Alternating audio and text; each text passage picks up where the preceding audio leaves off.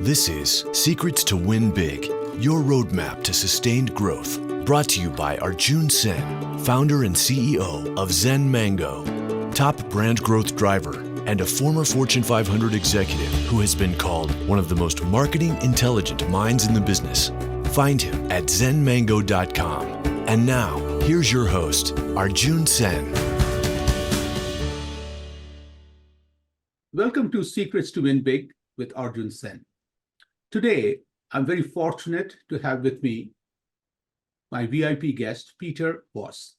Peter is the pioneer in AI who coined the term artificial general intelligence and the CEO and chief scientist at Aigo.ai. For the past 15 years, Peter and his team at Aigo have been perfecting an industry disruptive, highly intelligent, hyper-personalized chatbot with a brain for large enterprise customers. The thing that really hit me was this whole chatbot with a brain, because we all need that smart chatbot which is there for us instead of interrupting us. So Peter, welcome to Secrets to Win Big. Yes, thank you. So Peter, I want to go straight at AI. We all have been fascinated about this. Some of us are a little curious, some of us are apprehensive. You and your team have been pioneers in this area even before the rest of the world knew what AI is. I want to understand what has been your driver, passion to be in this area. Yes, well, first of all, I want to say the field of AI has been around for, more than 60 years. So we certainly didn't proceed that. But as far as artificial general intelligence, yes, I've been working on that for about 20 years, or actually a bit more. And what got me to that is I originally started as an electronics engineer, started my own company. Then I fell in love with software, and my company turned into a software company that ended up being quite successful. We went from the garage to 400 people and did an IPO.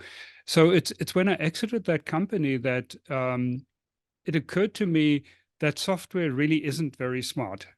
It doesn't have common sense. It can't think.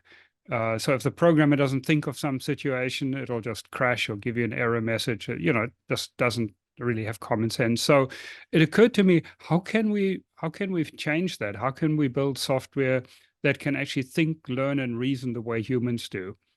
And that is what started me on this journey. And I find the idea of having computers that can think like humans and learn like humans really just so fascinating. I couldn't imagine wanting to work on anything else, and that's driving me.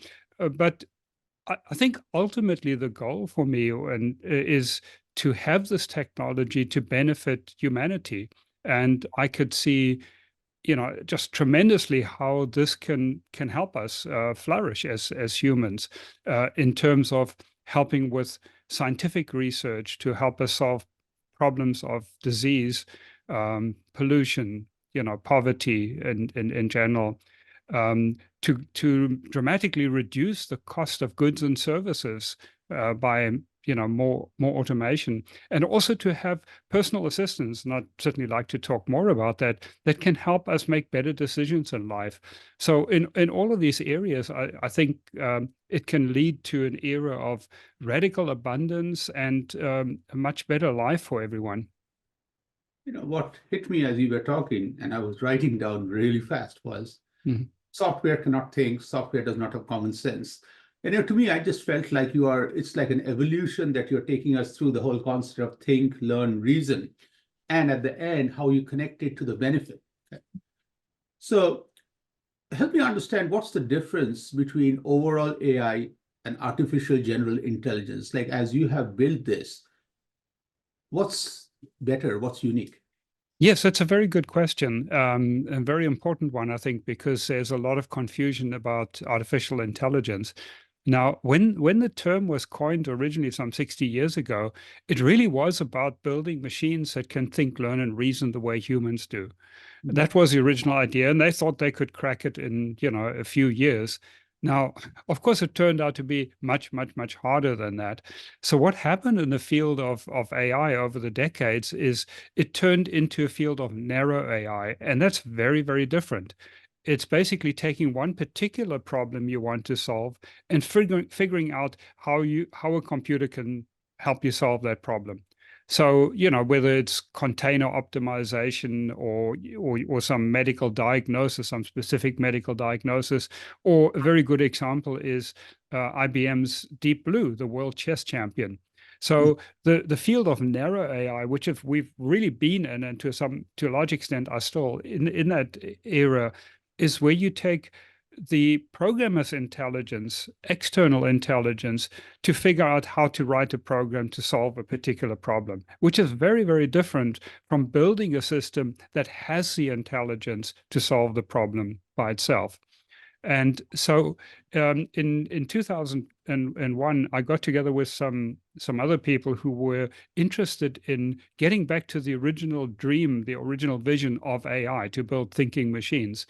And three of us actually got together and coined the term AGI. And we wrote, this was for the title of a book that we were writing to really re-energize that original idea of thinking machines. And so that was in 2001, 2002, roundabout there. Now, what has happened, of course, in the last 10 or so years is that we've had statistical AI become extremely, extremely powerful and lucrative. So statistical AI is really all about big data, machine learning, and now generative AIs like ChatGPT. They all fall into the kind of the same bucket of statistical AI, where you take massive amounts of information and you train a model to do a particular task or to do a series of tasks. Now with ChatGPT, it can do lots of different things. However, there is a very, very fundamental limitation that makes these current systems, these statistical generative systems, not AGI. And that is that they cannot learn in real time, and they cannot think about their own cognitive abilities or what they're doing. They're not aware of what they're talking about, basically. So for that, generative AI, statistical AI is not AGI. What we need for that is a cognitive AI approach. Got it. So as you're talking about this and listening to you, a visionary who has an amazing team dedicated for 15 years, if you were speaking at a mega audience, and you could define for us what the vision of artificial general intelligence is. Like, paint me a picture of the world that you see, that we will have a better world because of this. What would that world look like? Yes, certainly. Let me elaborate a little bit on what I spoke earlier on, how I believe AGI will help us. So first of all, let's think about something, a particular area like cancer research. Imagine you now have a single AGI that trains itself, that learns similar to the way a human would be, to become a PhD level cancer researcher. Mm-hmm. So, it hits the books and basically learns, so to speak. So now you have a single PhD level cancer researcher. You can now make 1 million copies of that. And you now have 1 million PhD level cancer researchers that can go off and explore different aspects of, treatments or ways to conquer this disease. Now, think about this in every area of scientific research, whether it's making more efficient batteries, nanotechnology, nanobots that can go into our body, or whether it's pollution, climate change, much more efficient energy. All of these areas, you can basically now massively scale up the research that can be done. And AI researchers actually have many advantages over human researchers. they can exchange information much, much better, much more rapidly. So if one of these AI scientists discovers something new and important, they can pretty much instantaneously share that with other relevant researchers. Also, they don't get tired, they don't get distracted. They have photographic memory, basically. They have access to all of the world's information pretty much instantaneously. Unlike humans, it's very slow for us to get access to that information. And they are much, much better at thinking logically, at reasoning. For humans, reasoning is really an evolutionary afterthought. We're actually not that good at logical thinking. So AIs will be much better. Also, their communication with each other isn't going to be hampered by sort of human egos that get in the way, where humans don't want to share or are reluctant to take somebody else's ideas and so on. So these scientists, AI scientists, will be much, much more effective than human scientists, and there will be many more of them.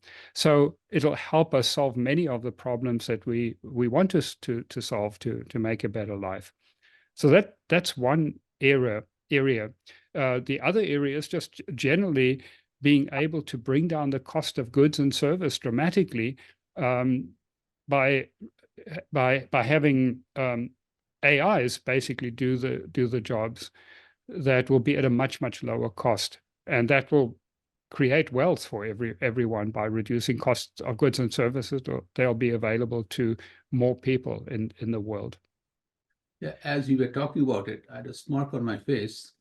I was thinking, I don't want my wife to listen to this conversation because, as you were talking about, these AI researchers share and receive information better. I don't listen. They don't get distracted. We humans, like I'm looking at exactly the human flaws that you're talking about. I'm talking about it every day, everywhere, and how those flaws are barriers to information exchange. And without the 100% information exchange, we start with a handicap right there. And this is very fascinating on the simple building block on a perfect communication that you're building this. I want to take this conversation further to understand a little bit about chatbots with a brain. Okay. From a layman's point of view, being just a user of chatbot, chatbots are like many a time, like that irritant fly on a soup. Like I am at a website, I really don't need help. It becomes an interrupter and a disruptor. But then there are times I wish I have that friend who can read my mind, help me, and make Arjun be smarter. So what is this chatbot with a brain, and how is it different? What was the vision behind it? Tell me the story, please. Yes, certainly. So our commercial product is, we call it a chatbot with a brain. Now it's not just chat; it's also, voice. And of course, we've all experienced the frustration of calling into a bank or an airline or any company, and we want to get customer support, and universally people usually react. They say, well, I hate these things, always just press 0 to get to an operator, or the chatbots aren't really helping me. Now, the reason for that is that the technology that is being used for these automated phone systems and also for chatbots is really very primitive. It's essentially a flowchart that somebody writes and says, well, if the person says this, then you ask that, and then if this, then that. Now, that often, those flowcharts often don't cover, in most cases, don't cover the way people actually want to have problems solved, or how they express them. And they're very rigid. And this is why these systems are so frustrating, is because they are using this very simplistic technology of essentially a flowchart. Now, our approach, a chatbot with a brain, is there's actually a brain, a cognitive engine that's behind the conversation, that's managing the conversation. And the huge difference is that it has memory. It remembers what you said earlier in the conversation. It even remembers what you said in previous conversations. So it uses that as context. It has deep understanding. of what you're saying, contextual understanding. What is it actually? What are you actually asking? What do you actually want? And it can also reason about things. So there is this cognitive engine, which is cognitive AI engine that we've developed over the last 15 years, that actually has deep understanding, and you can interrupt it, you can go off in a different tangent, you can change the topic, and so on, and it will basically be much better at tracking the conversation. So that approach is basically much more useful. To give you a concrete example, one of our customers is 1-800-Flowers group of companies that includes Harry and David and Popcorn Factory and several others. Now, they were looking to automate their customer service, because what they wanted to achieve is the owners, remembered when they started out, they had one store, one shop, one flower shop, and they knew most of their customers. So they knew what, who they bought gifts for and what kind of gifts they preferred, when they bought them, and so on. And they wanted to now be able to offer that kind of hyper-personalized service to their 20 million customers. And our technology, Chatbot with a Brain, allows them to do that, where the system, it's essentially you have your own personal AI, your personal assistant chatbot that remembers who you are and who you buy gifts for, and so on. So it's much more effective. Now, we're not yet anywhere near human level understanding, but we significantly, very much better than the sort of traditional flowchart type chatbots. And systems working extremely well. That is our current business model. Now, our company is also very actively involved in getting much closer to human level, to get to human level intelligence. So that is our ongoing research, and I'll also be happy to talk about where we see that going. Awesome. So I want to get a little personal. I just want to look at, this must be a fascinating journey. Could you take me to a moment in time when this big breakthrough came and you had that eureka kind of a moment, like personally, like the smile on your face itself tells me that not only you are good at what you do, you're passionate, and you're making an impact, but you're just having so much fun doing it. So is there a defining moment in this journey that really jumps out that you really want to share? I'd love to be able to say that there was, and you're certainly right that I couldn't imagine doing anything else. I mean, I think this is fascinating. I enjoy what I'm doing, and I think it can really benefit humanity. But there isn't really, I can't say that I can pinpoint a defining moment. It took a lot of work. When I started on this journey, I actually took off 5 years to study intelligence. And I felt that I really deeply needed to understand what human intelligence is. So I started by studying epistemology, theory of knowledge. How do we know anything? What is reality? What is our relationship to reality and knowledge? And how can we be certain of things? Then I studied cognitive psychology. How do children learn? What do IQ tests measure? How does our intelligence differ from animal intelligence? All of those questions, what is free will? So I spent quite a bit of time also understanding philosophy and even ethics, to say, how do we know what's right or wrong? So it was basically a culmination of all of these different aspects of intelligence and thinking that came together over a number of years that led me to the design of this cognitive AI. And I think that is something that is missing in mainstream AI research, that people don't start by saying, what is important in intelligence? What is human intelligence specifically? Why is it so powerful? And how can we put that, generate that in computers? The approach today in mainstream AI is really, we have a lot of data, we have a lot of computing power. What magical thing can we do with that? And it's extremely successful commercially, and obviously it's led to a lot of very important innovation. such as image recognition, working towards self-driving cars, speech recognition, translation, all of those things are benefits of this big data number crunching type AI approach, but it's not AGI. Mm-hmm. And as you were talking about the 5 years you took to study human intelligence, okay, and this is something I see a pattern in some of the top athletes, some of the top business leaders and visionaries like you, is this core group of maybe the top 5% of individuals invest a lot without even worrying about ROI. Like some of the top athletes put in 10 to 15 hours a day. You put in 5 years not knowing what you will learn.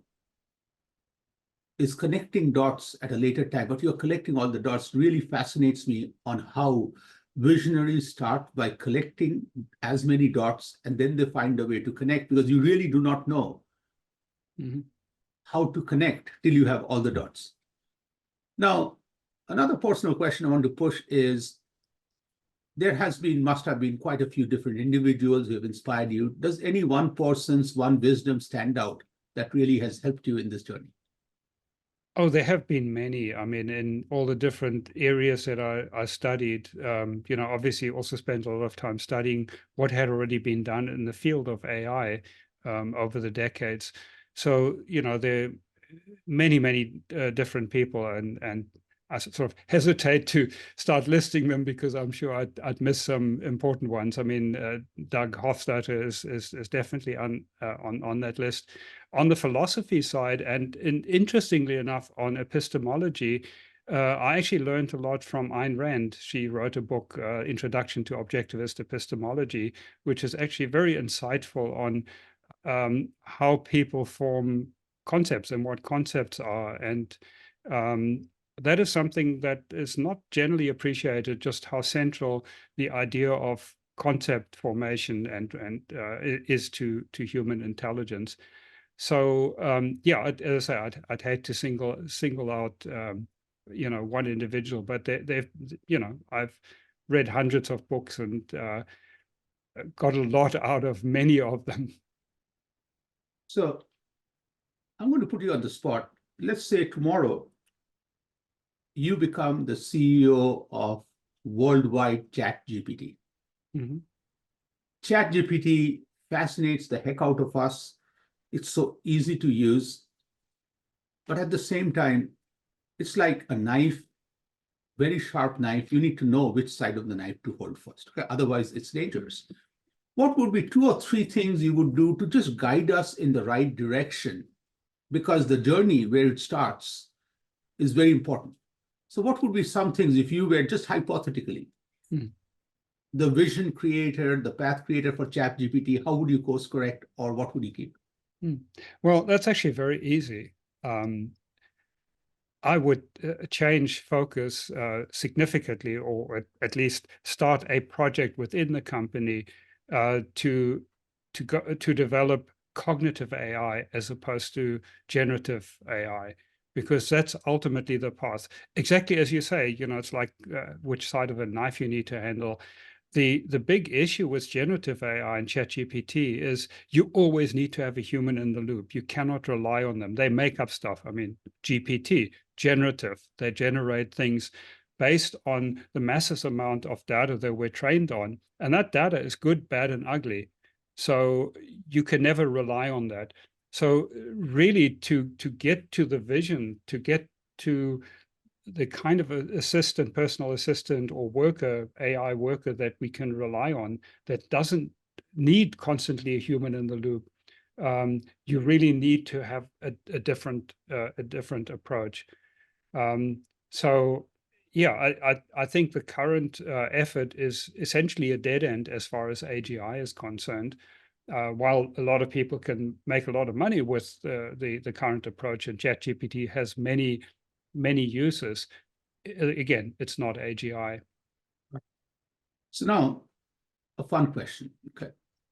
After this conversation, you open your email and you see an evite. The evite is for an event where there'll be three people. One is Peter Voss, 18 years old. One is Peter Voss today, and one is Peter Voss, 100 years old. Mm-hmm. You have been assigned to find the right place for these three Peters to meet. So where would that event take place? And what would be one thing each one of the Peters, the Peter 18, Peter today, and Peter 100 say during that amazing event? Wow. Okay. So first of all, where do you think those three Peters will meet? Where would you arrange the meeting? Well, I do have a soft spot for my original hometown, which is Berlin. So that's always a nice place to visit. I wouldn't want to live there permanently, but that would be a nice place to visit, to meet. And what would they say? One thing, each one. 18-year-old. What would the 18-year-old say? Well, I don't know what he would say in that situation, because that's a pretty kind of high intensity thing. But I would hope what he would say is, what should I do with my life? Because at 18, I had a lot of ideas, but it wasn't yet, the path wasn't clear of, so what should I do with my life would probably be a good question. As far as the one that's 100 years older, I'm actually hoping that technology will advance that we can live that long. So the 100-year-old would say, "Yay, we made it." So we made the right decisions, and we're lucky for humanity to survive, and for me to be able to live that long. And what one question would you ask the 18-year-old and the 100-year-old?